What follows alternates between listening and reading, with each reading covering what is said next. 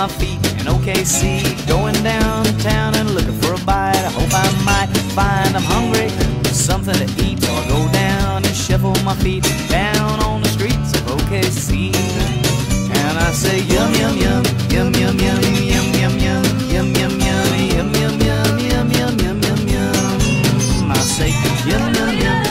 OKC bites.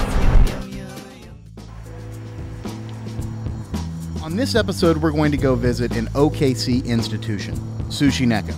Located on Northwestern, next door to the historic Will Rogers Theater, Sushi Neko has been the city's best sushi restaurant for more than a decade. The place just oozes cool, it oozes chic, and they have an awesome patio out front. You guys do remember from reading reviews at OKCBites.com how much I love cool patios, right? This is one of them. Now, whether you visit for lunch or dinner, the entire menu is outstanding. It isn't just the sushi here that's good, as you can order a great steak or some more traditional Japanese favorites. But of course, if you come here, you have to have the sushi, right? I mean, it's in the name. Now, all of their sushi is always fresh, and it's always put together with an artisan touch that you're going to notice right away. These people are serious about their sushi, and it shows. I've eaten sushi around the country, and Sushi Neko is on par with the best places anywhere. Period. I'm always surprised that some here in Oklahoma have never tried sushi. It's just shocking that so many are missing out on one of life's great pleasures. Folks who avoid sushi like the plague usually fall in one of two camps.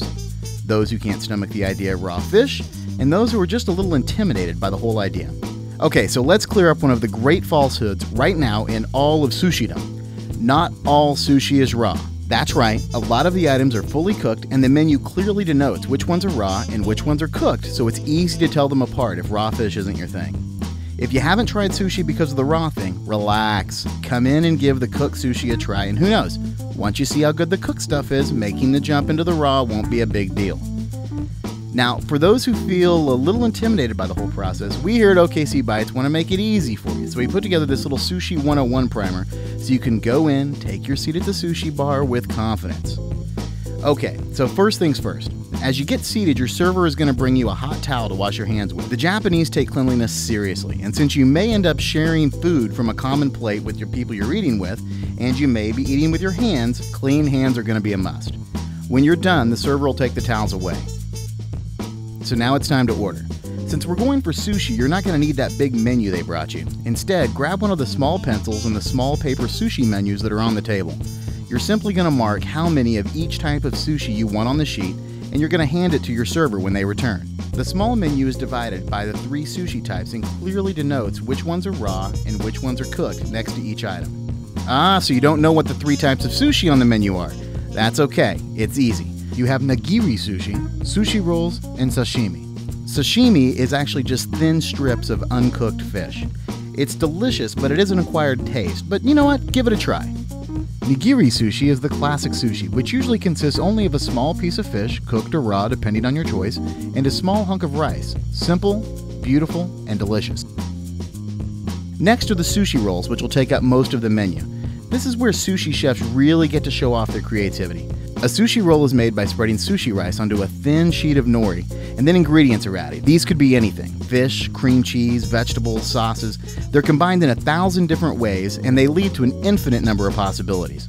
Now, if you're new to sushi, try the California roll or the Philly roll, as both of these are classics and they have no raw fish and they are delicious. So now you've ordered and here comes your sushi. What now? Well, the server's also going to bring you out a small bowl and some chopsticks.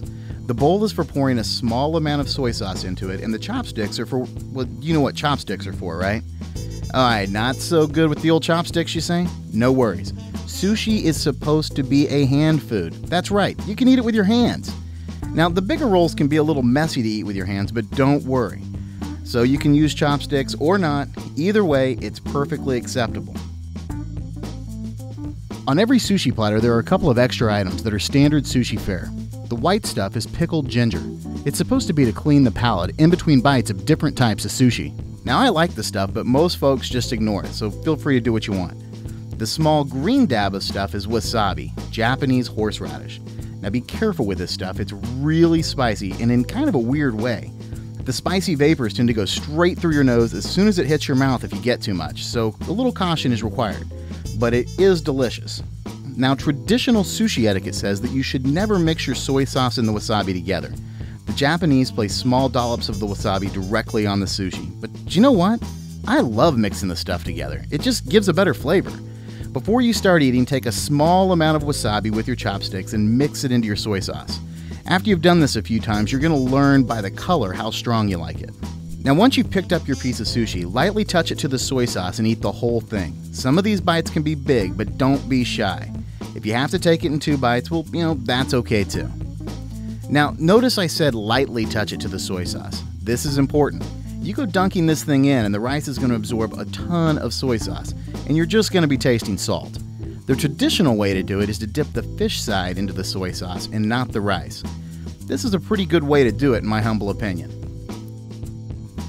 One of Sushi Neko's waiters, Andy, sat down with us and gave us a few pointers on exactly how to eat sushi with chopsticks. Okay, so now if you're sharing a plate like this, is it okay, since this has been in my mouth now, should I use this side to go and reach the fish? Or should you turn it around? No, because you're gonna need 10 or 15 chopsticks when you do it like all the time like that. Because there's a couple of times. As far usually, when you hold something like that, when you eat, it's not supposed to be touching our mouth. Really? Okay. Supposed to be like the food is over here, you bite, and go out fast, real fast. Okay, so what have we learned? There is some sushi-specific etiquette, and the Japanese take it a lot more seriously than we Americans do. So you know what?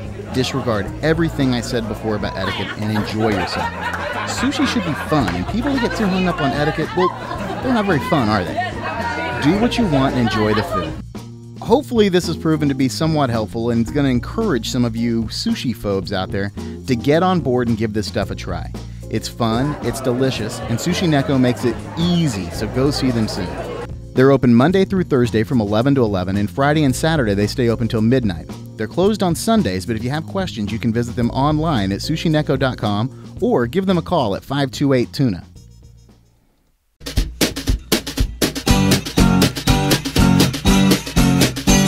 I'm hungry, I need to eat, so I shuffle my feet in OKC.